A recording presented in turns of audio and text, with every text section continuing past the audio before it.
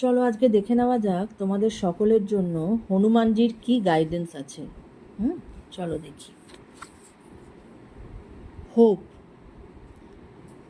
be a beacon of hope as I brought hope to Sita in her captivity. Offer support and encouragement to those who are struggling. Remedy, offering a red flag or banner. This symbolize victory, protection and Hanumanji's presence. তো অবশ্যই তোমাদেরকে hope রাখতে বলেছে। তোমাদের যার যেরকমই situation যাক না কেন, হনুমানজি তোমাদেরকে সেই গাইডেন্সটাই দিচ্ছে যে হোপ রাখো, অবশ্যই তোমরা এই টাইমটা কাটিয়ে উঠবে বা এই সিচুয়েশানটা কাটিয়ে উঠবে। এবং রেমেডি হিসাবে উনি বলেছেন যে তোমরা অনেকে দেখবে বাড়িতে এরকম ফ্ল্যাগ রাখে না, হনুমানজির ফ্ল্যাগ, ওই রকম রাখতে পারো। It's a symbol of protection আর সিম্বলাইজ ভিক্টরি। কেমন?